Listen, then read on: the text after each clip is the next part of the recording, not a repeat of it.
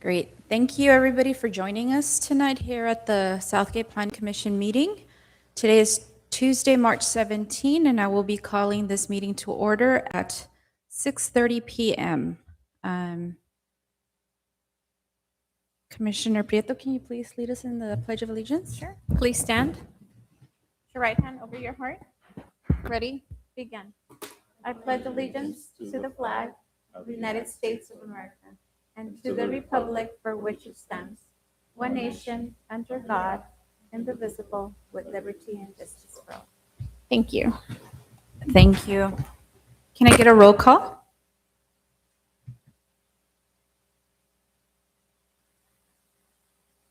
Present. Present. Present. Present. I, Javier Barraza, Special Projects Coordinator, certify that a true and correct copy of the foregoing meeting agenda was properly posted on March 12, 2026, 72 hours prior to the scheduled meeting as required by law. Pursuant to Government Code Section 54952.3, disclosure of compensation for meeting attendance by the Planning Commission is $125 per meeting.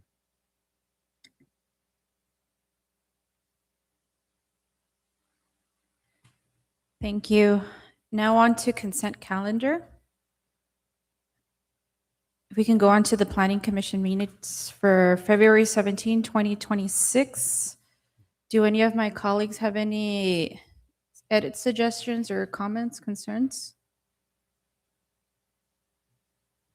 Chair Ruiz, if I could just mention, yeah, we are preparing action minutes for the Planning Commission.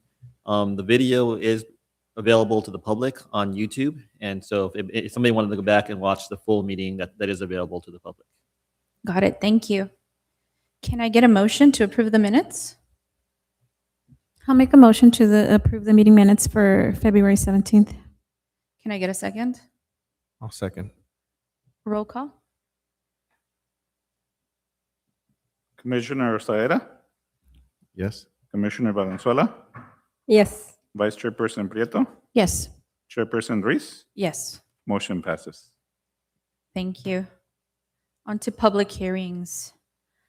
We have an open session item, a study session to review the proposed amendments to the Southgate zoning code for 2026. And I'll hand it on to you, Director.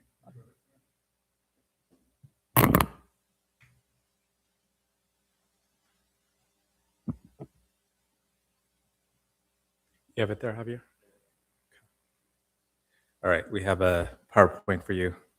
Okay, thank you, Chair, members of the Planning Commission. Gabriel Perez, your Community Development Director.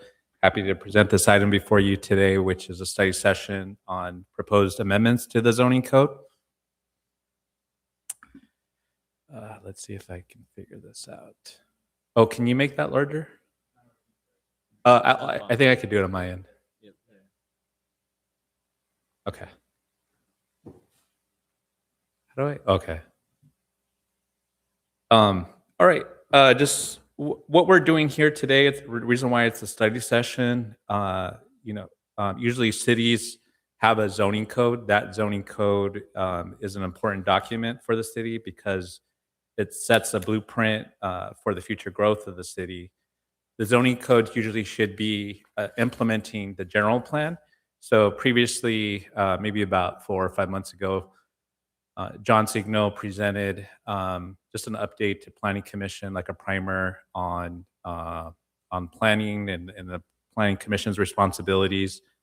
The general plan for the city of Southgate is a blueprint for the city. It's a very visionary document on how the city should grow in the next few years. The zoning code is more of the implementation document for the general plan. And every time we take a project before the Planning Commission, either for your approval recommendation, you're making findings in compliance with the general plan or the zoning code. Along with the zoning code, which is text, there is a zoning map, which you see in front of you. So the city council identifies what the zones are for the city and the development standards, as well as the permitted land uses in all the areas throughout the city. Each land use has their own designation. So there's designations for residential uses, mixed uses, industrial uses, open space. And a lot of time that evolves over time. Sometimes, there's new priorities by the Planning Commission, the City Council. Times change, and it's time to update the code. What I'd like to do is get in the practice of being able to do some regular updates on an annual basis. A lot of times, the challenges that we experience in community development as staff is, there's maybe some roadblocks that we identify in the zoning code. So instead of just identifying that as a roadblock, we try to note down those roadblocks and then try to compile that as something that we should address in getting updates to the zoning code. So those zoning text updates would be presented to the Planning Commission at a future date. The Planning Commission doesn't provide final approval for those text amendments. Those would be recommendations you'd be making to the City Council eventually. So what I'd like to do here is to get feedback from the Planning Commission on the proposed updates, and then if you have ideas for us to explore further, an additional research that you need for us to present this to you in the future, we could do that. Or if you have suggestions for other modifications, definitely want to get that feedback as well. But one of the things in our zoning title, which is Title 11 in the zoning code, it does identify that the zoning code's intent is to protect and promote the public health, safety, and general welfare of the Southgate community, to implement the general plan, and to provide economic and social advantages that result from orderly planned use of land resources. So that's one of the goals.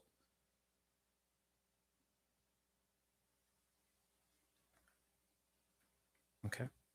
So the first section I want to approach here is identifying some potential changes to Chapter 11.50, Administration of Title 11, and particularly also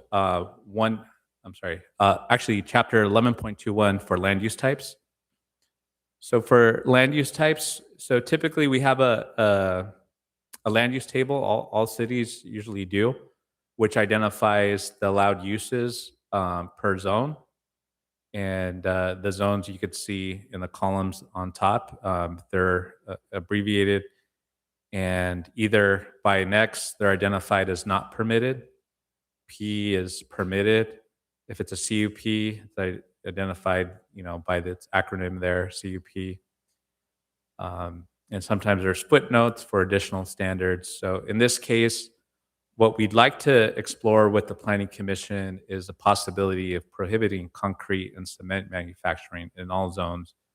Now, why are we presented this to you? I think we only have a few cement manufacturing plants remaining in the city.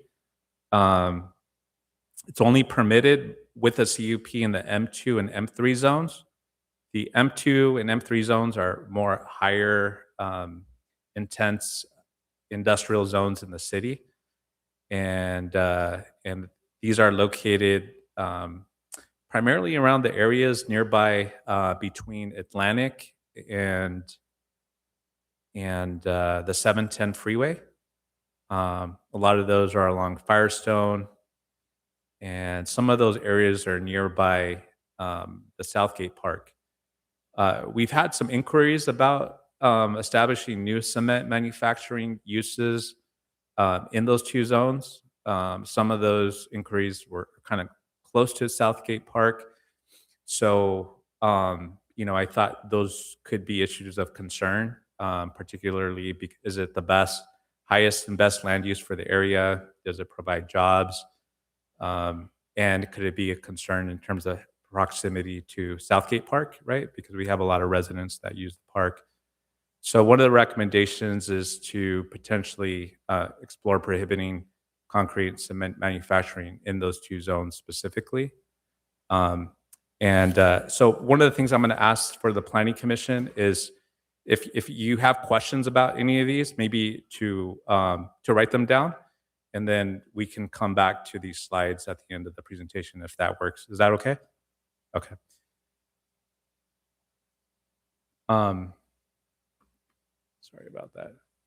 So this is an example of one on Firestone. So my understanding, they're no longer operating on the site, but obviously it could be a use that gets reestablished in the future. But it's very visible from Firestone, right? Firestone I see as one of the kind of entry gateways to the city, especially when you're coming off the 710 freeway. So so those are the type of uses that you would see under that land use.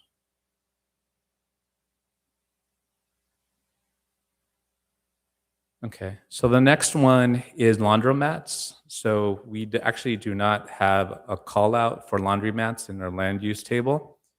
It's not listed. It previously was listed in our zoning code before 2015. And just to kind of give you some historical background, the zoning code has been updated several times throughout the years.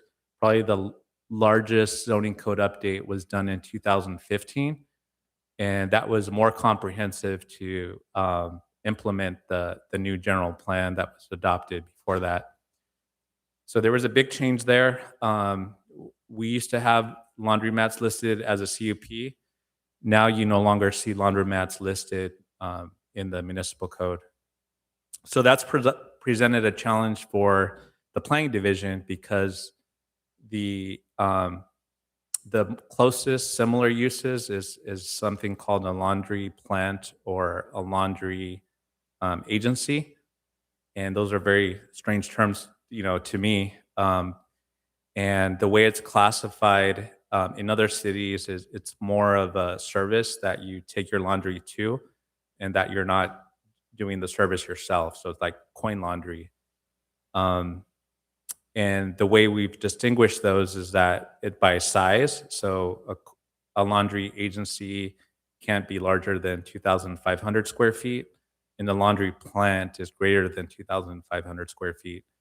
So I think there's some ambiguity in the municipal code where I think it's important for us to revisit identifying laundromat as some type of permitted use in certain zones. The recommendation is to reintroduce that term again, to allow it by CUP that was previously allowed in the previous code prior to 2015, and only allow those in the commercial zones in the city and the mixed-use zones. The reason for the CUP, I think it's important to regulate the operation. Some of these laundromats could be open 24 hours. So how do we make sure that they're good operators and make sure it's protecting the safety? But another consideration I have, want the Planning Commission to consider is that we avoid an overconcentration of laundromats. Laundromats don't necessarily bring in like the retail revenue that you would see on Tweedy Boulevard. So that we'd expect to increase visitors to Tweedy Boulevard, but laundromats are needed. So how do we, what kind of separation would we consider? So the recommendation would be a separation of actually 2,500. I have it here, so sorry about that. It would be about a 2,500 foot separation requirement from other laundromats. And so that's really up to your consideration if you think that makes sense, if you think you would want to avoid an overconcentration in the city. So I'll go to the next one. So the next one in our table is storage of vehicles. So we have a land use type that I'm pointing to here called vehicle services, repair / storage. So the recommendation would be to remove this storage as part of what would be considered part of vehicle services. If you look this up in the definitions part of the code, It identifies that repair and storage means any activity where automobile vehicles, including recreational vehicles, cars, trucks, or motorcycles, are serviced, painted, stored, maintained, or repaired. So because it uses the word or, there could be the interpretation that car storage is allowed on its own without there being any vehicle repair.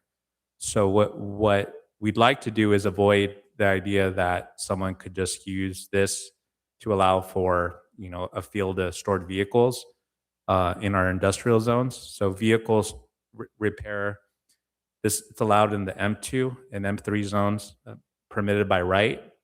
So there's no CUP that's necessary there. So someone could just open up one of these facilities with a business license potentially if the improvements exist on the property.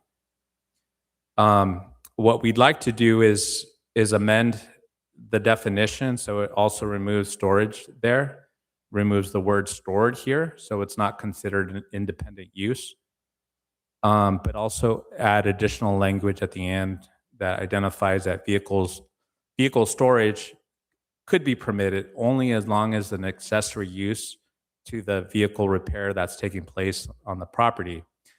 And the length of time would be no more than 15 consecutive days to a lawfully established vehicle repair use and shall not constitute a principal use of the property.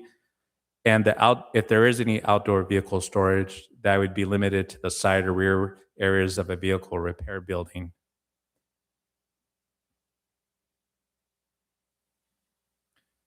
So the next one is concerning towing uses in the city.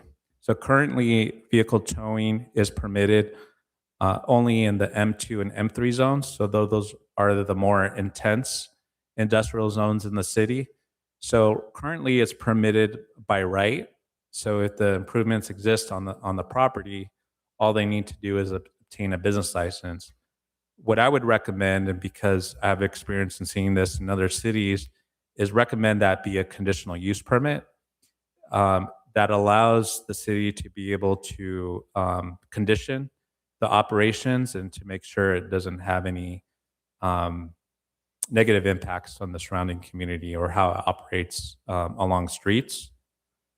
So that's something to consider. The next is regarding truck storage in commercial industrial zones allowed land uses. So currently, truck storage and terminals are currently allowed by conditional use permit. In the two industrial zones that I mentioned are more intensive industrial zones, M2 and M3 zones. Currently, truck storage is allowed by a conditional use permit. The recommendation would be to consider prohibiting it in the city. And then also separately identifying that parking fleets, which are also listed as a permitted use in the land use table, does not include truck storage, that those parking fleets would be geared more towards vehicles, like cars and not delivery trucks or semi vehicles. So in this case, it would be prohibited. These are the only two zones that allow for it. Again, those M2 and M3 zones are located north of the Union Pacific Rail near Ardeen Street, areas between Atlantic all the way to the LA River. There's some of these zones on the other side of the 710 along Garfield. And so this would potentially have an impact on new uses that would come in. This would also impact any existing truck storage that would be looking to expand based on the change we would be making here. So the reason staff is bringing this up, there's also been a lot of comments that we've received from the public and even concerns by, some of the council members that have been raised about truck storage. And so, is it time where we consider as a community of Southgate that this use is no longer permitted? So it's something for the Planning Commission to consider and to make recommendations on. So the next one is storage facilities in general. So this would, We have this in the code. That's allowed in the light industrial and the M2 and M3 zones. And what's recommended here, right now they're allowed in those zones with a conditional use permit. And then in the M3 zone, which is the more intensive industrial zone, it's permitted by right. Reason I'm recommending the change, what I'm recommending is that storage facilities only be allowed as an accessory use to another primary use, is because storage facilities, mini storage, it doesn't necessarily result in a lot of jobs in the city or revenue to the city, but it does require the use of a lot of land, and so it doesn't necessarily bring a lot of high value in terms of the use of that land. So I think it's something for us to consider. The storage facilities are usually pretty easy to operate and get financed. And so you could have a situation, I experienced this in the previous city I worked for, is that there was a rush to be able to buy those large pieces of industrial property for the use of storage. That could preclude other uses that might be desired in the city that might produce jobs or bring in additional revenue into the city. So why recommend this as an accessory use? I think there are options where you might have large warehouse type buildings that you could attract a new use that comes into the city. That might be the front of the building, but they don't know what to do with the remainder portion of the building, and it could help facilitate like a desired use coming into that building. A scenario I've seen is, a stone and tile supply store come into like an old Sam's Club, but the only way that was going to work, a lot of big boxes really not doing well in a lot of communities. And so a lot of new stores that would occupy the building wouldn't use a whole building. So in the case, when I was at a community in La Quinta, old Sam's Club, they left. They were able to place the mini storage in the back, and it helped bring in the tile and stone supply in the front. And that brought in a lot of retail sales tax to the city. So I think it could be something to incentivize those type of uses. Okay, so the next one is regarding ground floor retail and pedestrian-oriented uses. If you've ever seen this situation, some of our older buildings, so this is the Family Dollar, and there's another dollar store on Tweedy Boulevard. These are older buildings that have a lot of great storefront glass to see, that you used to be able to see into the building. What's happened over time is you have a lot of coverage by this paint, and what's happened, they put the displays that face internally into the building. So the original intent of that storefront glass was for you to walk by. It was more of a pedestrian-oriented building that you can no longer see what's inside. And I think it takes away from that pedestrian experience. So how do we, achieve something where you could see into the building again? So we looked at our code to see what it currently identifies. There is a section in the code that called transparency for ground floor retail and pedestrian-oriented uses. And currently, it identifies that interior blinds, drapes, poster signage, and shelving for product displays visible from the public right-of-way says should obscure no more than 25% of the building. So that's not very affirmative that it's required to do that. So I think it needs stronger language. So it's more of a requirement and a standard, and so that we can enforce that. But in addition to that, we identify that the ground floor windows shall not be opaque like it is here, or tinted. And that way, and that product displays that are in this case visible from inside of the store shall not obscure visibility into the storefront from outside the building. So this language, I think we would avoid some of the situation. and be able to activate more of our storefronts, and you're going to be able to have more visibility into the stores. I think for safety reasons, that could be a good reason to consider this as well. And I'm going through a lot. I think if there are a lot of questions, one thing to consider is if we need to take a certain chunk of this, we could always continue this to the next planning commission. So I just want to check in with the planning commission. Doing okay? Should we cut it off at this point and then go back to everything? I don't know. I have a lot of questions already. Yeah. What do you think? Yeah. What do you say?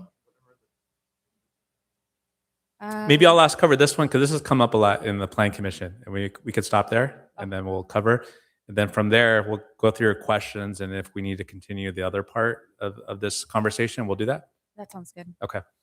All right. So this one, I know this has come up with planning commission, so we've brought this back as I promised to have a discussion.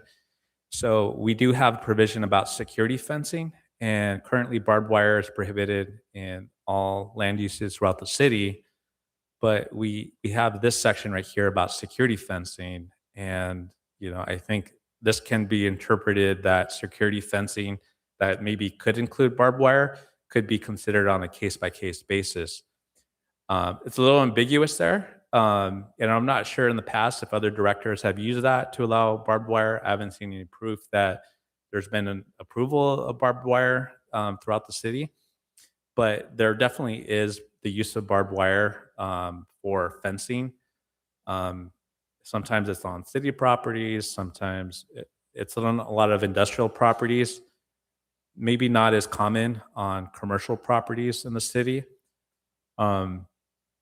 I think some of the considerations here, or why people decide to do that, there are challenges with theft, like in the city, and people are trying to protect the property. Sometimes it's the least costly to be able to deter theft. Are there probably other alternatives? I think there could be. And I was trying to look up other types of fencing that's considered security fencing, like what's shown below.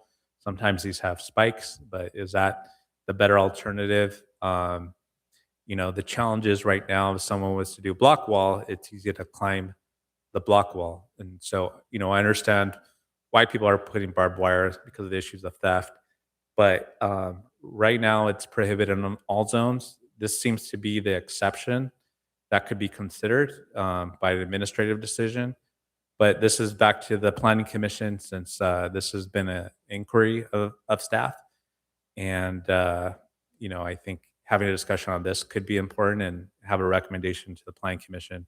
I don't have a recommendation really here on whether we start allowing security fencing, except for if we were to allow it. I'll give you an example. For the city of Downey, they don't allow barbed wire, but they do in most zones, but they do allow it in their higher intensity industrial zones, as long as it's not visible from public view, from like the public right of way. I think that could be something to consider instead of a flat out ban. I could see the need for it, and then at least you don't see it. I think some of the concerns I've heard is from Firestone, but it's common, on the east side of the 710, the west side of the 710, and here it is for you to get your feedback. So I do want to stop there and start with any questions, and I'm happy to go back to the slides that I presented and get your feedback. However you want to lead this discussion, I'll leave that up to you, Chair. Thank you. Let's start with some questions. Commissioner Valenzuela? None? Osata? Yeah, maybe I'll go one, if it's okay with you, I'll go one zone at a time, and then everybody will ask questions on that, or else, because I got questions on a lot of those zones. So we can all stay on the same one if Okay. that works. Let's do that. For the chart, the table 1121.4, it referenced the different types of conditional use permits. Could you help with? Am I going backwards Slide or 5. forward? Okay. Can you help with that, Javier? One more. There you go. Okay.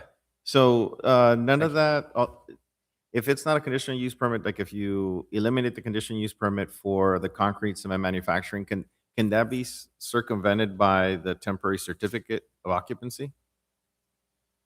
No. So it has to go through this process.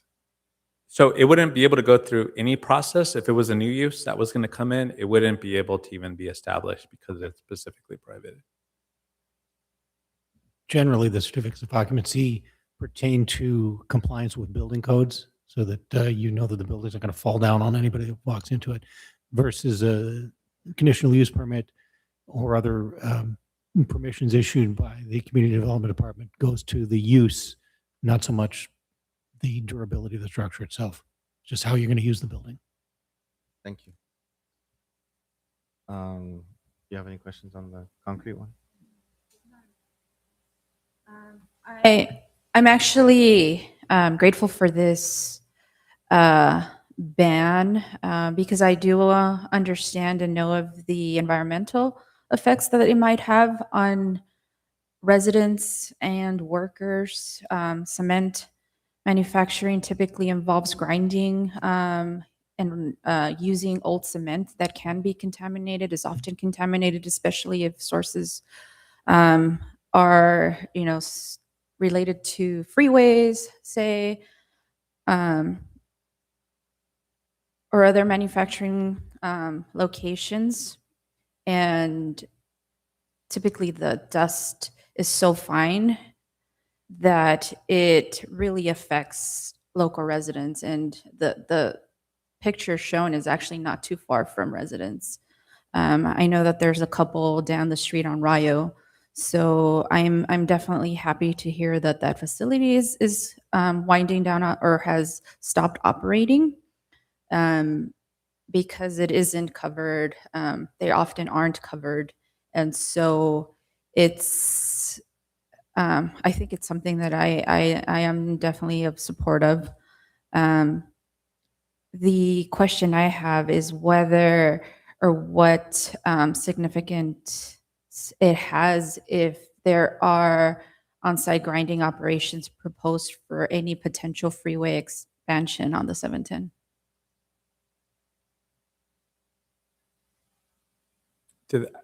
I'm sorry, Chair. Do you mean like there's construction that would happen on the freeway? If there is construction that would happen on a project like the freeway, would it just have to be limited on property owned by Caltrans, or does that fall within our jurisdiction? That it wouldn't fall within our jurisdiction, and this wouldn't prevent that from happening there. Yeah, and then usually that cement manufacturing has already happened somewhere, right? Either it happened from an existing facility that's where they're getting the cement, but there's no when they're actually doing the construction of the freeway we wouldn't consider that concrete manufacturing. Because I've seen them have grinders, like I think down at Maywood. Oh, okay. Yeah. I see what you're saying. So it's related to it. They're doing some grinding. Yeah. I don't think our land use would restrict anything on Caltrans property at all. So we wouldn't have jurisdiction there. I thought so. I was curious though, but thank you. Yeah, I understand what you mean. Okay. For the next one then, laundromats, table 11.21-3. Commissioner Ozeta or Valenzuela? A quick question in regards to the laundromat. The recommendation is to limit how many can be in a specific area, right? The 500-foot kind of separation. Actually, the 2,500, that's my mistake. But if you look in the red, it's, Yeah. it would, yeah, sorry. So that's what I was gonna get to, is that 2,000 square feet, 2,500 feet from the another laundromat. That's established already. So how many laundromats do we have, like in Southgate, like on some of the major corridors, or more of the business kind of corridors? When I was doing the internet search, I think it's about like 8 to 10. Like there's different numbers when I look it up. What I could follow that up with just more detailed, like a map to show you where they're at. We could do that if the plan commission would like. But your recommendation is that wouldn't, there'd be enough separation from one laundromat. So we won't all of a sudden have 10 laundromats on Long Beach Boulevard, right? Like we would have enough space, Mhm. right? So To me, it seems like a number where you wouldn't have an over concentration, but yeah, laundromats to serve the need of the neighborhood. yeah. Okay. Thank you. Commissioner Prieto? Yeah, no, and I just was curious to see, I think you answered some of the questions I had before the presentation related to large scale and smaller scale operations. And how those would be, or just being careful about what language to use to kind of set standards for that. I think that has to do with the distinction because we don't have a box to put laundromats in under the current code. The closest thing, well, one of the closest things we could find was this a laundry agency, and those are classified based on how big they are. Yeah. But neither of those really describe what a laundromat is. So if we come up with a land use type of a laundromat, then we can craft some rules which are more specific to those rather than having to shove a round peg into a square hole. Yeah, and then my other concern would have to deal with just being careful distinguishing them from dry cleaning operations, because those operations typically use petroleum-based and other types of more stronger chemically based solvents. And so just to make sure that there's no blur or kind of exception into that. Yeah, I think the intent is definitely to separate the dry cleaning from the laundromats. Yeah. But I think it would be good for us to do is, so what we mentioned before, the laundry agency and laundry plant, which are current uses right now, that we try to classify laundromats in there right now, is just to define that a little bit better for dry cleaning, because it's also a little bit unclear. So it'd be good for us to have better language. That way we can, I think it makes sense to classify dry cleaning in the laundry agency and the laundry plant. And so, but it's just not really clear in the code. Yeah, because I know that there's several distinctions too, even with dry cleaning facilities, whether they even have dry cleaning operations on site or send them off to another location. So I think, being careful to specify, and I think it's for everybody's safety too, to know, what is actually being stored on site. Yeah. And I don't know the answer to that. I don't know which dry cleaners are actually doing the activity on site versus taking it somewhere else and where that's happening. I don't know the answer to that. Yeah, and I think that that's been a problem, at least as an environmental consultant, figuring out myself whether those operations are done on site. So I can't imagine, how it is for just at the local municipal level. Were you gonna ask anything? Yeah, I was going to, quick question. So if this recommendation passes, would you have to go back and reclassify, say, the current laundromats because it'd be classified as something else under the old verbiage? No, I think we would classify all those coin operated laundry as CUP. I don't think there were a lot of laundromats that were approved after 2015. There's just a limited amount. And sometimes I think some of them may have been permitted by right without a conditional use permit. So if they were ever to expand and become larger, then they'd have to fall under the conditional use permit. Right, but remember, adding a category for laundromats wouldn't mean that all the existing laundromats have to come to the city and get a permit or come before you get a conditional use permit, because they are legal non-conforming uses. They're already allowed to continue. But as Gabriel said, if they want to expand, then they fall within the city's purview. Thank you. Any other comments or questions? No. Table 1121-4. Storage of vehicle services. Commissioner Valenzuela. Not sure how to phrase that. Is this where we talked about where the for example, storing the trucks. You mentioned that in the presentation. Trying to figure out how to ask the question. Is the part of the presentation is there's a plan of having some of these places be the storage, or did I misunderstand that? This would, Commissioner, this would be separate from truck storage, which is identified separate use on the different slide than this one. What we're trying to do here is avoid a situation where someone could say we could do storage of automobiles on the whole site. So this wouldn't be trucks because that's a different classification. So I think someone might make the case we just want to just store vehicles. That's all we want to do. It's not, has nothing to do with vehicle repair.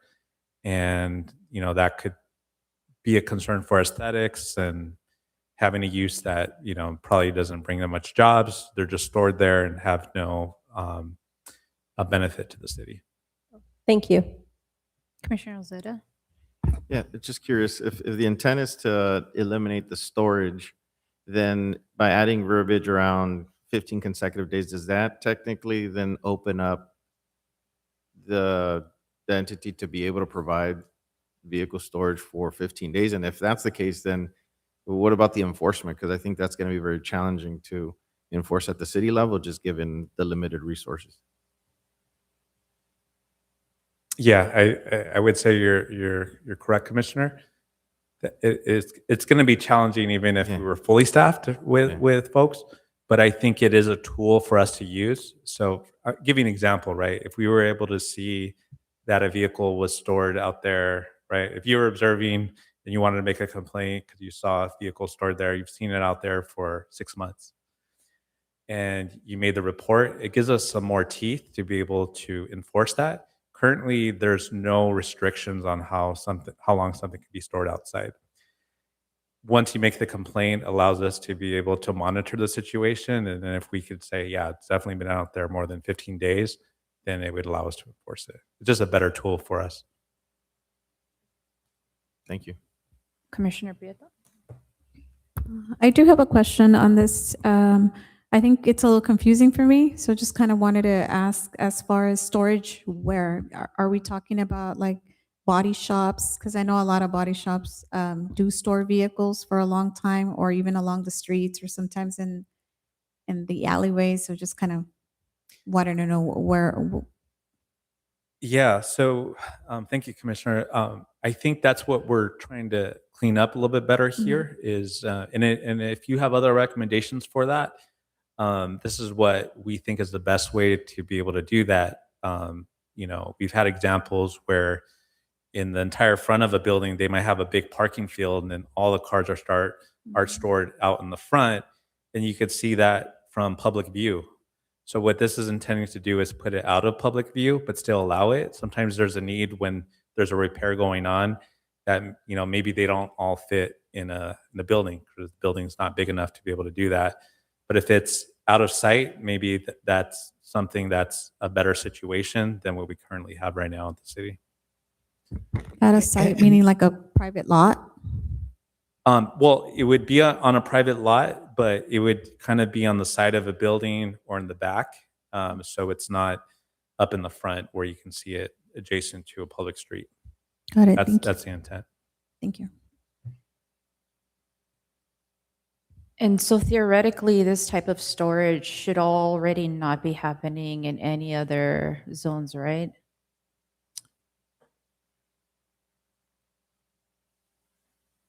Repair. Well, repair and storage, so it's also allowed by conditional use permit in 3 other zones. So the other zone is the industrial flex zone.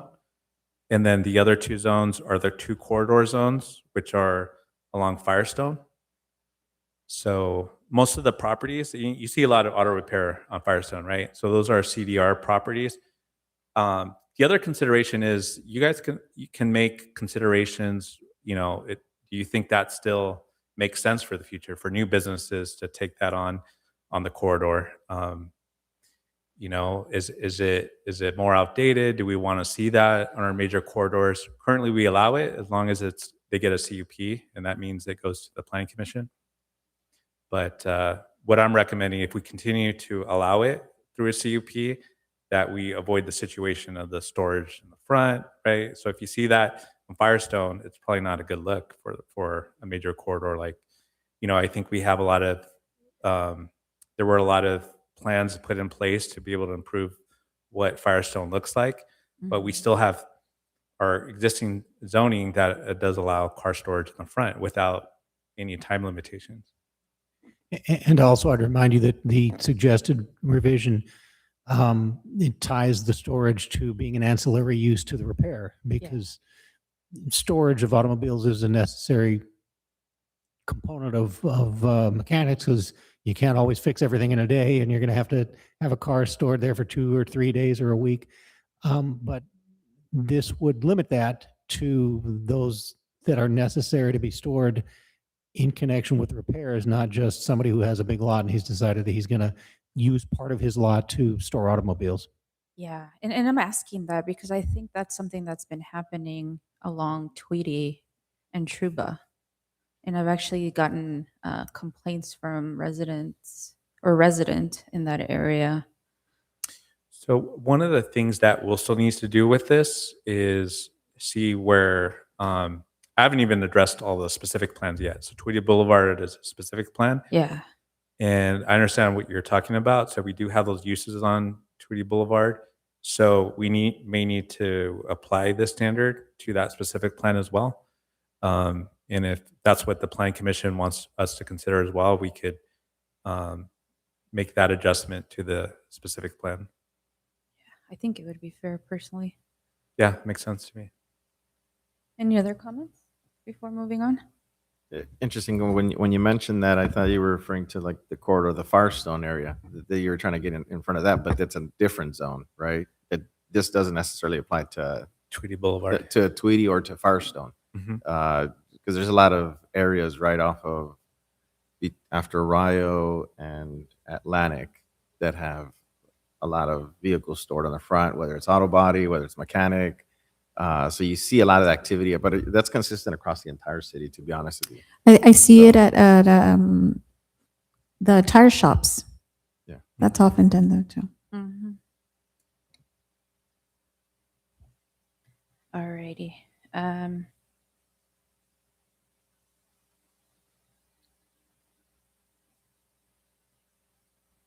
The next slide was zoning, towing. Yeah, I guess it's a continuation of -4, right? Yeah. The towing part. Any comments, Commissioner Valenzuela? Ozada? How many towing companies are currently in Southgate, and how would this change impact some of those businesses? I don't know. We can bring that information back for sure. The short time I've been here, I only know one. Yeah. But there's probably more, right? So this would impact any new operations in the city. I think this potentially would impact Mr. C's because they still have an application going forward to council. So they would probably have to apply for a CUP if this was in effect before that happens. So that could be the case. But anything that's established already that have their previous approvals, they would just be, if they were to expand in the future, they would have to get a CUP. Thank you. Commissioner Prieto? I don't have any questions for this one. Truck storage at terminals. Commissioner Valenzuela? I think it was asked when I was asking about the trucks, but I think you cleared that. Commissioner Ozada? Yeah, this one here is specific to trucks or just storage of vehicles in general, but then it was focused on trucks, correct? But This then- is, only trucks. So any kind of like semi trucks, this is what this is intended for. And when you refer to parking fleets, it's related to truck fleets? So we have a different, Or a what- separate land use. See, it's on smaller. I don't know if you can read it, but it says, I think it says parking fleets. And there's not really a Oh, good no. definition of that in the code. Yeah, so a lot of times it's permitted by right, and so I think sometimes someone could argue that, oh, that should allow for truck storage as well, or a fleet. And I think it's kind of a workaround that I think we'd like to close off and just say that doesn't apply to truck storage or delivery trucks. But if it's related to vehicles you store on site because of a business that you have there, that makes, to me, that is probably the intent or a better use. But that's up to the plan commission if you have thoughts on that. So is the idea to try to limit the amount of truck traffic in the city by having this in place? It kind of creates some restrictions in regards to traffic. So some of the considerations for this could be several, right? So some of the feedback that we received from community groups about truck storage in the city has been about traffic, air quality, and if it's like the highest and best use for the properties that they exist on. So I think those are some considerations for the planning commission. Yeah, it'd be interesting to see if because I know traffic is always something that comes up and congestion off the 710 freeway, that maybe we even explore just vehicle fleets, period, given that that doesn't add value to the city. But just curious to see if that was something that the city was looking into. Definitely. And we can investigate that a little bit further. Like what does that mean for parking fleets? Does this apply to, let's say you had like a enterprise business, right, where you can rent vehicles? That might be a desired use to have in the city. So would we preclude that from coming into the city? And I'm curious to know what the planning commission would think about those kind of businesses too. We would classify that as a fleet. Commissioner Prieto? Yeah, that was my question too, just how applicable this would be to something like Amazon, and just also how to consider the wear and tear that a lot of these fleets bring to the city. And another thing that came to mind was just the Engel property and the confusion in language that that case took when it tried to say they were grandfathering in the truck storage because of their previous operations. So I think it's a great idea to really clean this up and set boundaries when it comes to that, and also considering the closeness to residential properties, the width and size of our streets, and just like everybody's mentioned, the increased traffic. And maybe something that we should do too is maybe there's some data that we can present around that, because I'm sure there's been some investigation into that, what those impacts may be in terms of truck traffic, and if it's related to storage, by us allowing it in the city. Yeah. I don't have that data, right? So a lot of this is just more anecdotal and from observation, but it'd be good to have that data presented to Plan Commission. Yeah, that would be interesting too. Yeah, and I think also the idea of having existing facilities just be good neighbors. I've been a part of the AQMD, the Air Quality Management District's AB 617 community steering group, and that's something that we've talked about, just how to reach out to some of these places that have truck fleets so that they can be good neighbors, so that they can be considerate and have established truck routes that avoid residential areas, and use caution when driving around those areas. So I think this does, I think having these discussions are definitely important. And instead of a strict prohibition across the board, those are things that the Plan Commission could consider, right? So you might say, hey, we want to allow it in some cases, but you could create those parameters. You could say, as long as it's not located a certain distance from residential neighborhoods, but maybe it's okay within, 5,000 feet of, the freeway or something, language like that. That's something that you could definitely consider. So here it was just presented as a discussion as a prohibition, but there could be ways to allow it. And, it's definitely something that you could recommend as a Plan Commission. Got it. Let me add to that. I really appreciate your comments, Gabe, in regards to like the added value to the city, right? Like whatever comes in that it's gonna enhance the value of our residents, the quality of life. I think that's always a good moral compass to, what businesses come into our city. So I think I really appreciate those comments. That's what your zoning code says. So Yeah. Yeah. Thanks. Well, you can take credit for that. Any other comments? No? Storage facilities. Commissioner Valenzuela? No, not at the moment. Zaida? Yeah, sorry. I guess we're going this way, so I guess we just we'll keep the process. That's actually when you bring this up, that was something that I have some concerns in regards to storage facilities. You see those popping up in our surrounding communities, not too far on the other side of Alameda. There's literally storage facilities popping up left and right. And the question is, how does that add value to the city, right? What is the current process to establish a storage facility here in Southgate? I think there was one that just recently popped up by the 710 freeway. So just kind of curious to see what that process looks like.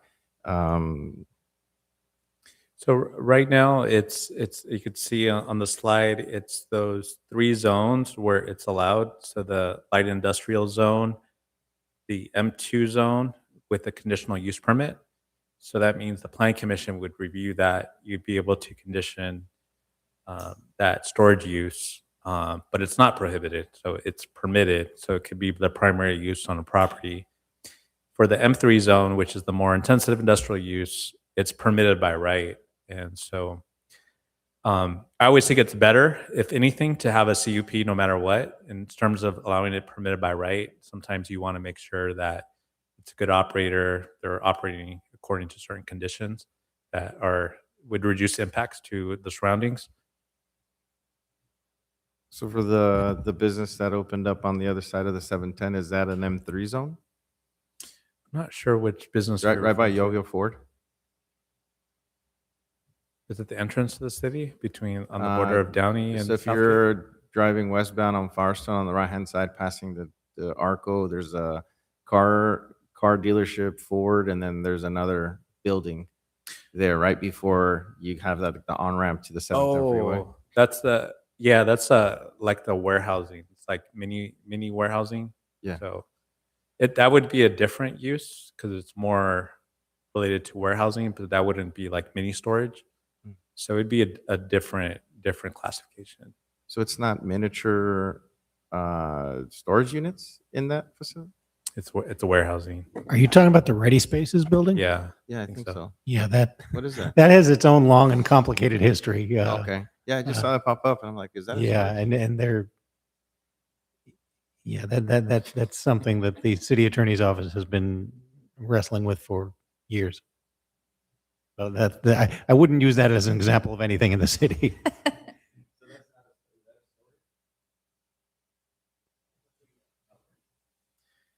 Yeah.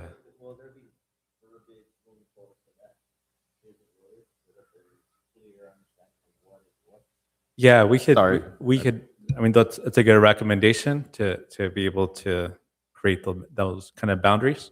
So we could do that. Bring some language back to you. Thank you. Thank you, Greg. Commissioner Prieto? Do we know how many storage facilities we have in Southgate? I only know of one. Isn't there one on Atlantic? There's one in The one by the school? Big one that got built? On Tweety. I'm not sure about that one. I just know the one at the entrance to the city next to Downey.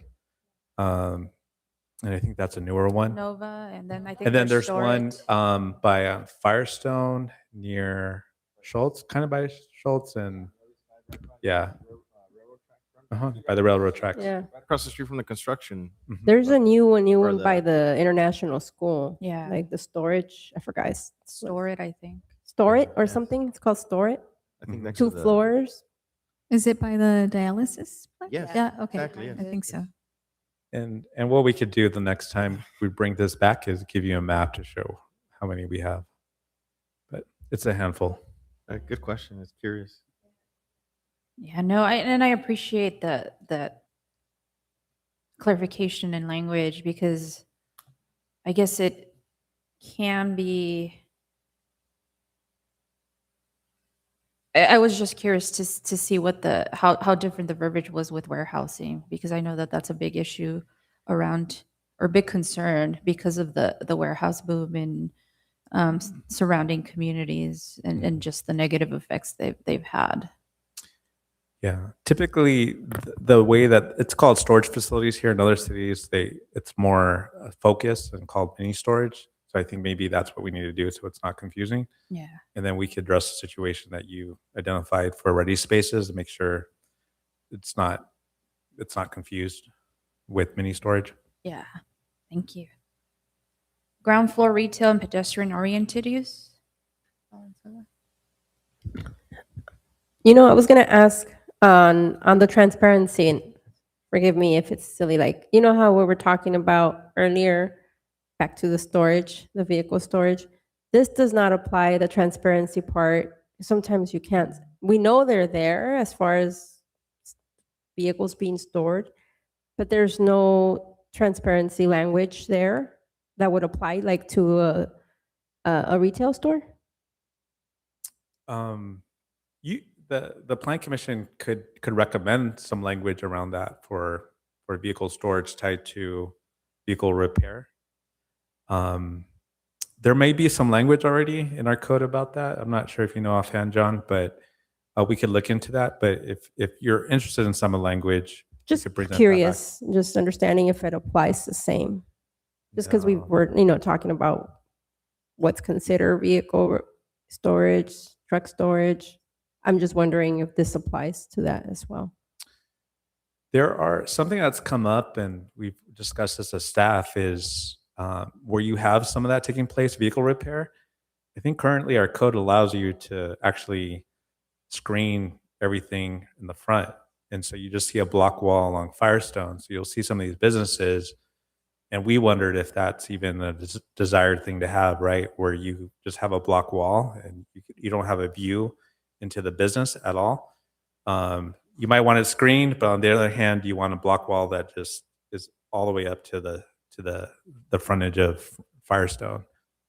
And it happens in a few cases, if you at least to the east of here. Thank you. You're welcome. Commissioner Ozeta? No, I think I'm fine on this one. I don't know. This is probably down John's alley. He's been big on signage, huh? The only concern I have is whether any of these obstructions are there to keep the sun from damaging any of the product, and how to address that. That's a good question, Chair. I think we could look at that a little bit more. Maybe through tinting that isn't completely opaque, right? That allows you to see through. I think that exists, but I'm not the expert at that, so maybe that allows us to investigate that more. I could see the reason to do that. So I think the intent of the tinting so that it's not used to obscure, right? If it's tinting that you could still see through, but it addresses some of the ultraviolet, light that comes into the store, I could see a reason to do that. But I think our city attorney has something to add. No, I was just going to say, you see it in restaurants a lot where they usually have big picture windows, but certain times in the afternoon, they've got to pull all the shades down so that people will still want to eat there. So Yeah. there could be some language in the code that would allow for temporary, shades during parts of the day. It's whatever you folks want to suggest. Sorry, Good I points. skipped you, Commissioner Prieto. Just kind of piggybacking off of what you just said, also, a lot of them have them for vandalism or to avoid theft. That's another good point. You can't see what's there. Well, it's like a trade-off, right? So if you can't see it like that, maybe that it addresses it, but then is it good for the corridors, right? The people walking by, you can't see what's there, everything's blocked off. Is that an attractive environment for people to go shopping, right, down the street? So definitely a trade-off there that we have to consider. And I think that's also been, I could see it as a strategy when businesses come to take into account. And I'm thinking of stores like the 99 cent that typically have registers on that side of the street that kind of keep the products away. But I mean, it's, I guess, to each their own. But moving on to the security fencing issue, Commissioner Valenzuela, Not at the moment. Commissioner Ozaira. Yeah, I do like the fact that, the recommendation to have if there is razor or security razor wire, that it be where it's not visible from, the street or from the curb. I think that's big. The only other thing is, I know it had come up, is if there was any verbiage, even though I know it's allowed by the state, something around the electrical security fencing and, ensuring that that's up to code, or there is a process for that, just so that the city can at least take inventory of where that's popping up. Mhm. There is, and we're working on that. And actually, Javier Barraza has been taking the lead on that. We'll have some information available on the city website with a checklist that's consistent with the state law. So we are following up on that, and some of the comments that have come up, well taken. We won't introduce this, and we aren't recommending to introduce this in the zoning code, because that state law sunsets in 2028. So once we still have it in the code, but it's no longer relevant, then it might not make sense. It's temporary. And maybe can I ask a follow-up? Oh, good. Yeah. And the follow-up question, I know you mentioned the height of the fence is up to 8 feet, correct? Or the wall, right? Fence wall is 8 feet. Does that also include any potential like topper that can be added to that fence, or it's 8 feet I believe height, period? I believe it's 8 feet with the topper, right, John? Across the board? Yeah. So I think it's typically 6 feet with an allowed administrative extension to 8 feet. Yes. Yeah, I think that's what's allowed. Yeah. And the topper, or the recommendation will be barbed wire, or would it be similar to what you're referencing there on the picture? There's a few different ways to handle this. My only so I do like the flexibility of allowing things on a case-by-case basis, no matter what. So this is really up to the Planning Commission, since this has been something of concern. So I'd like to know kind of what your thoughts on this. I do like the flexibility that allows staff to determine this on a case-by-case basis. But if that's too much flexibility, it would be good to know kind of what your boundaries are as the Planning Commission. Eventually, this is going to have to go to council, right? So my recommendation was, if you want to go with the strict prohibition across the board and not allow staff to decide that on a case-by-case basis, is that we maybe allow barbed wire as long as it's not publicly visible from the street. So that's one consideration, but that's if you want to go in that direction. Would be, I mean, clearly you're still exploring it, but what would be your recommendation, just based off of your experience and your work at other cities? What were they doing? I think it's a challenge of where it's located on like Firestone, where you see that a lot. Like it's probably not the best look, right? I would be concerned about that. In other locations, maybe not as much, because you don't really see it along the public corridor. You go down Rio on the north side, I mean, it's common, right? But do you really see it from Firestone? You really don't. In other cities, it's it's prohibited in most zones except for the more intense industrial zones like an M2 and M3 zone. But a lot of times those are not on a major corridor. They're kind of tucked away in an industrial zone that's not really visible. In this case, we have our industrial zones that are very visible on a public corridor. I think that to me, to your point, just for curb appeal, I would side with having it as long as it's not visible from the public view. And I think, at least for me personally, I think that would help kind of accomplish being the flexibility for the business, but at the same time not compromise the curb appeal for the general public. Thank you. Commissioner Prieto? I also like the fact that of it being permitted on a case-by-case basis, and also like Commissioner Rosetta mentioned, on areas where it's not visible. I agree. I actually have a hard time with this one just because of just the sense of brutality that can be seen from something like barbed wire. But at the same time, I understand the business owners need to protect their property. And that's something I would be interested in hearing from them, just what their experiences. I imagine it's something that they've had to use perhaps from personal experience, but I personally don't know. Yeah, I think this is something I would just probably abstain from just because I'm not too familiar with what justifies it to that extent. But I definitely do see just the soreness to the eye from the public view. And there's other ways you could address this, right? Yeah. Obviously, there's a proliferation currently throughout the city. And so do we want to consider this going forward for new established uses that don't have that already to avoid that situation? Do we want this to apply to all existing businesses that have installed that, which we could enforce that? There's a way to do that.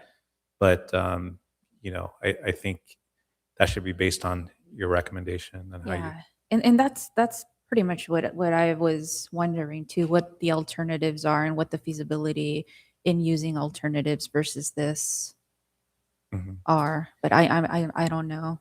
And one of the things that I think we need to do is with some of these code amendments too, and it's based on recommendations from you.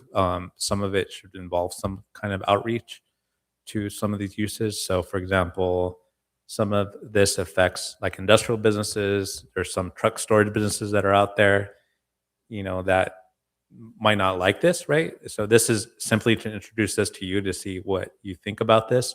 Some of this has received some of your support.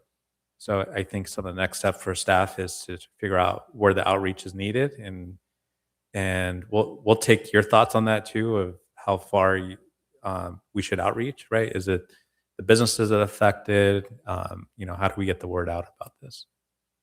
Yeah, that's a good point. Any other comments? No? And I think that's where we stopped. Right. So what we could do is there are more code amendments that we want to present, but I also don't want to overwhelm the Planning Commission. This is probably good enough for another Planning Commission session next time. How many more? The rest of it is the signage, right? It's signage and some procedures for appeals, conditional use permits, how to deal with oversized vehicle parking regulations on public streets, lot line adjustments, and vacant and neglected buildings in the city. So that would probably take you another hour and a half, I'm thinking. I'm fine with. Question: do you want to do the signage part?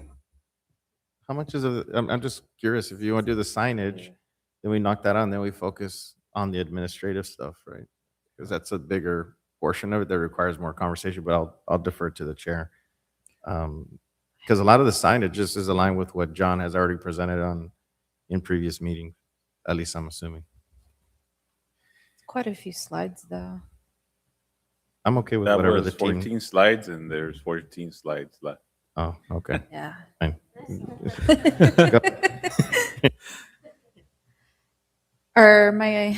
Do we need to make a motion to move this to? Yeah, you could do that. And there might be some folks in the audience that are here that have a comment on this item too. So if you want to open any Yeah, let's do- comments for the Let's public. do that. Let's open for audience comments. You can please proceed to the podium and state your name. Mike Piazza, Piazza Trucking.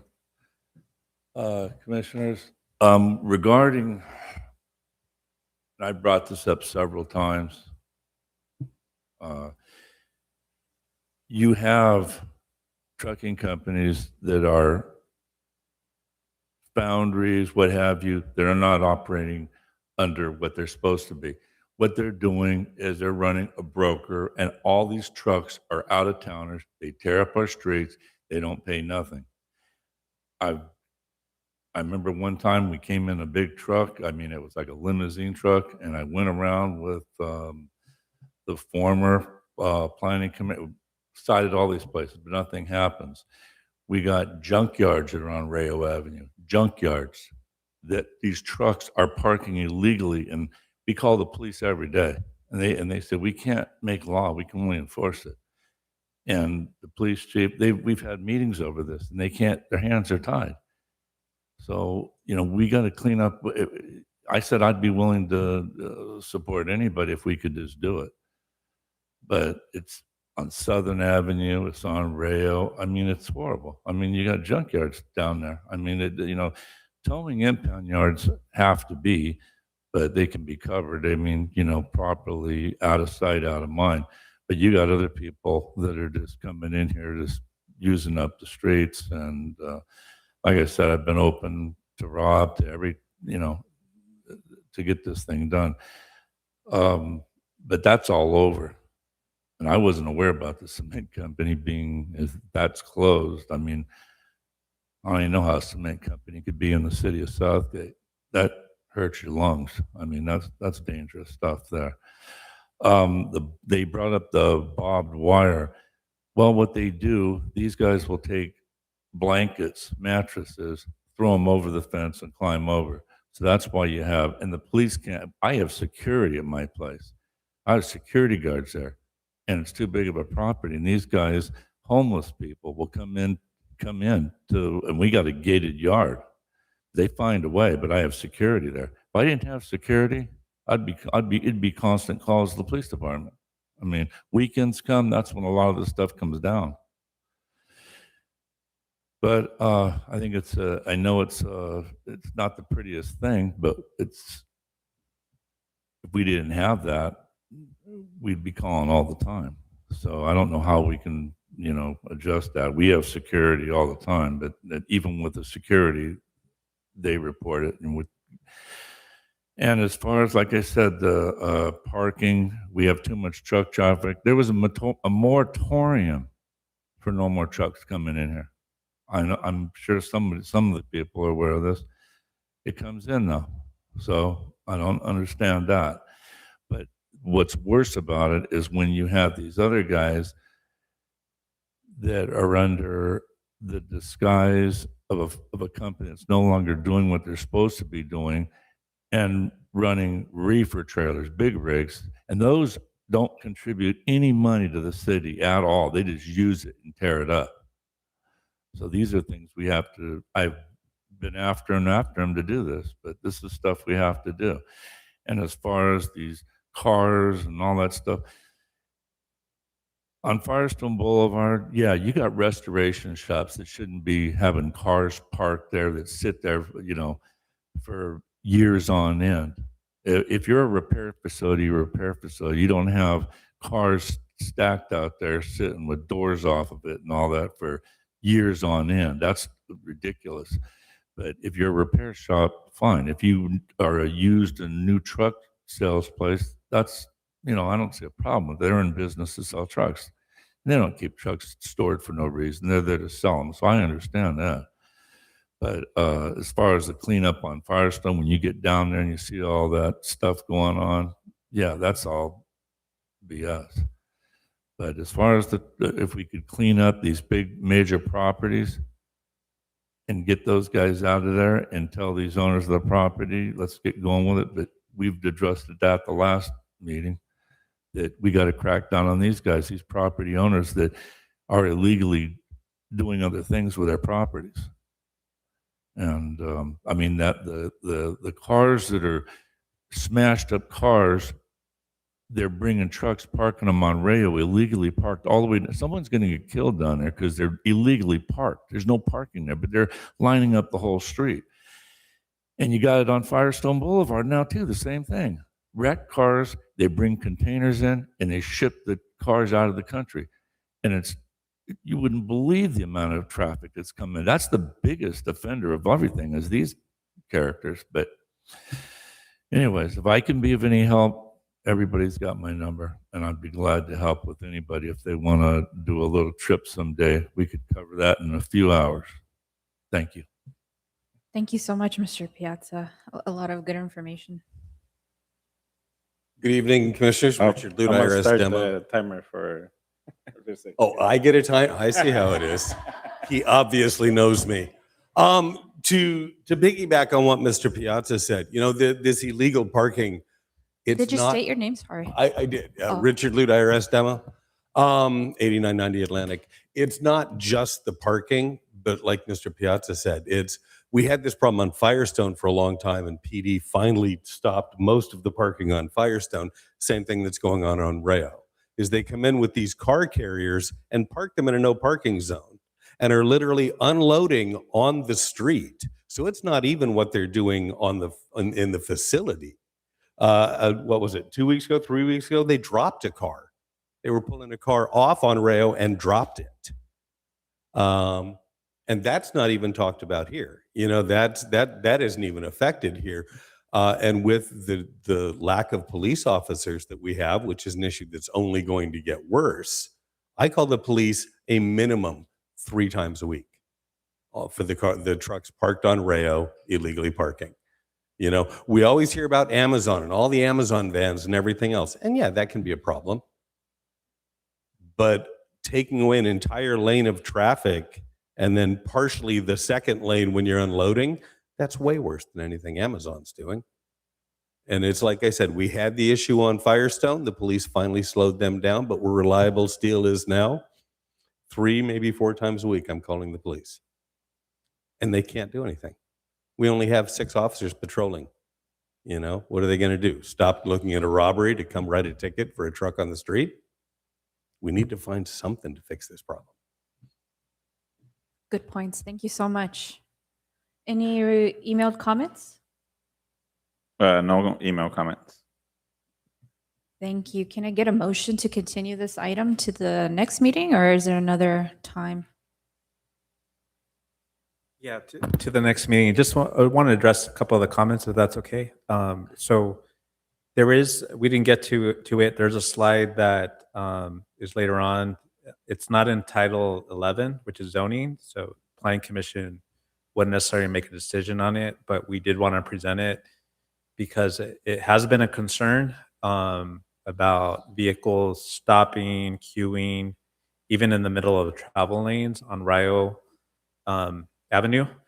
And I think one of the things that we should probably consider with respect to some of the repair, the vehicle repair uses, is maybe to have some language that connects not allowing any kind of truck loading off-site next to it. Like all the activity has to happen on the property, because it's happening off-site, and it shouldn't be allowed, but we don't have any code language around that. That would provide some teeth for the city to be able to enforce that, even through some of the business licenses that they have. So if they're operating out of compliance with the code, then we'd be able to regulate that better. So Yeah. something to consider. And that's something we were talking about in one of the subcommittees I'm involved with the AB 617 group, is just as part of being that good neighbor, when to bring in product, when to queue up lines, how to queue up lines. There are already state lines that have limits on idling. And so that's, I think, another important thing to look into, because we already have signs that I was actually involved with in having put up throughout the city, the no idling, and there is state code. As far as enforcing it, that's, the other issue.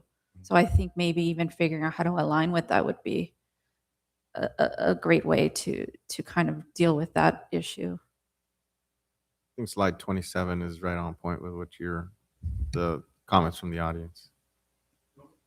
Yeah, so they can see it, yeah, because it's.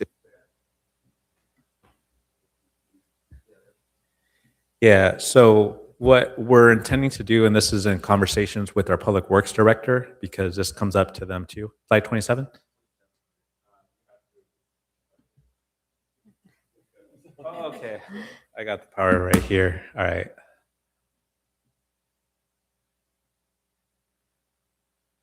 Okay. Yeah. So it's a different title of the zoning code. I'm sorry, the municipal code. Not that one. Next one. Oh wait, before that. There we go. Oh, you were just at it. Okay. So this is the recommended change for oversized vehicle parking regulations. So we do regulate oversized vehicles. There are limitations on them, but maybe not enough teeth. And so what's recommending is that oversized vehicle, we recognize oversized vehicle for towing or warehousing causes traffic issues on Rio Avenue. What we want to recommend is to prohibit these vehicles from stopping or queuing in the active travel lanes for conducting business-related activities. And the precise language is in your attachments. And so take a look at that. We can revisit that at the next study session to see if that language is sufficient.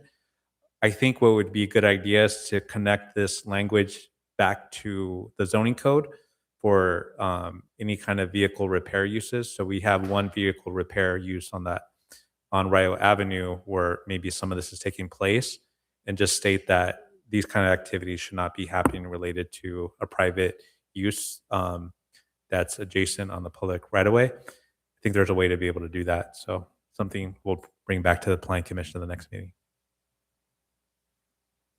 I have a quick question for you, Gabe, too, and maybe you can speak to this. Is what time of the day is this happening? Is it at night? Is it throughout the day? All day? I see it during the day. I haven't seen it at night, but it's probably happening then too. I'm fine with it. Are my colleagues fine? Oh, if you could speak in the mic so it could be recorded into the public record. Richard Lute again, thank you for the opportunity. Is this specifically for on Rayo, or would this address it if the one on Firestone wanted to start up again, that would hit them? Awesome, thank you. Thank you. All right, can I get a motion to continue this on to the next meeting? I can put a motion. A second?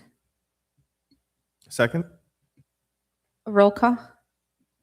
Commissioner Ozaira, Yes. Commissioner Valenzuela, Yes. Vice Chairperson Prieto, Yes. and Chairperson Reese. Yes. Motion passes. And thank you all, and thank you all for the comments. All right, on to item number 10, comments.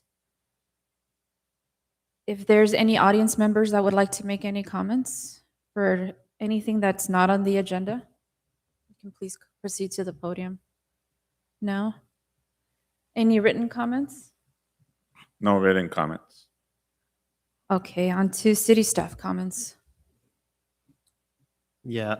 I just want to mention that we are working on the Gateway District project.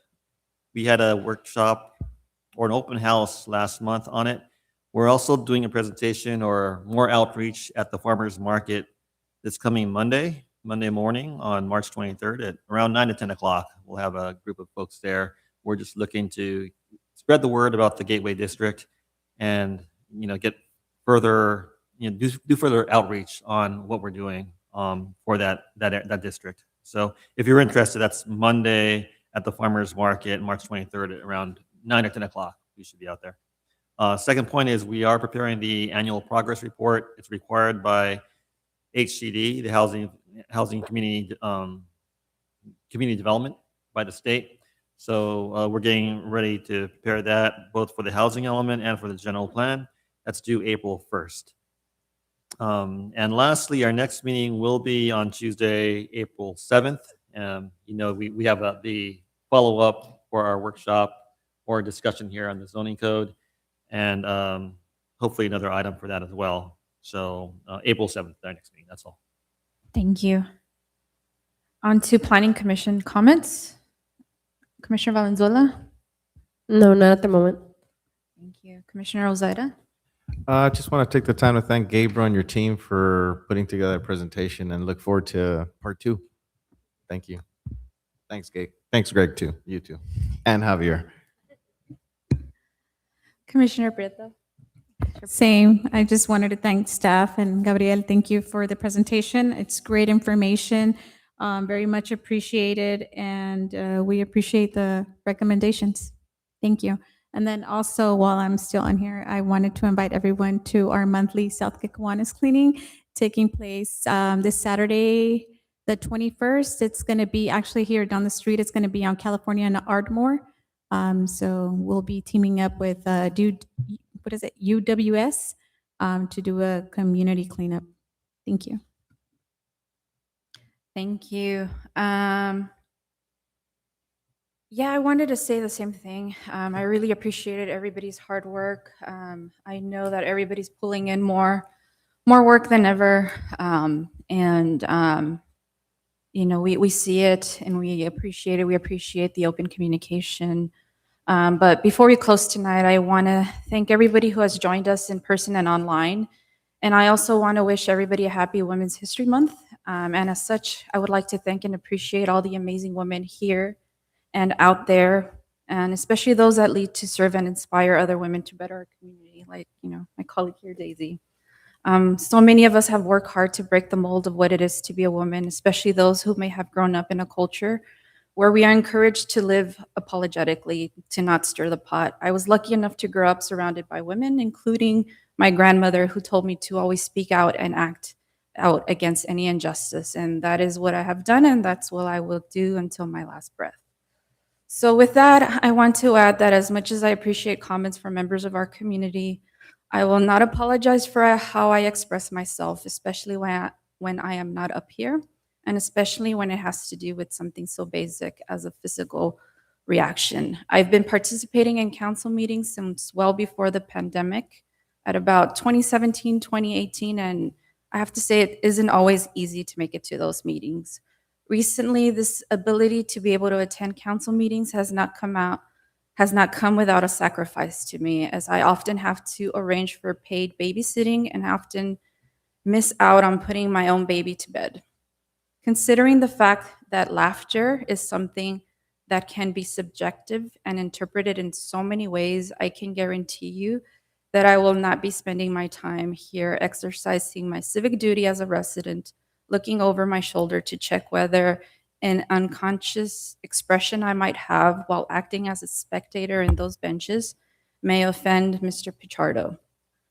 If the intention of his comment submitted at the last meeting was to dissuade me from speaking out against any council member, it didn't work. I have never lied or used profanity within these chambers, and to me, that is just a basic act of human decency.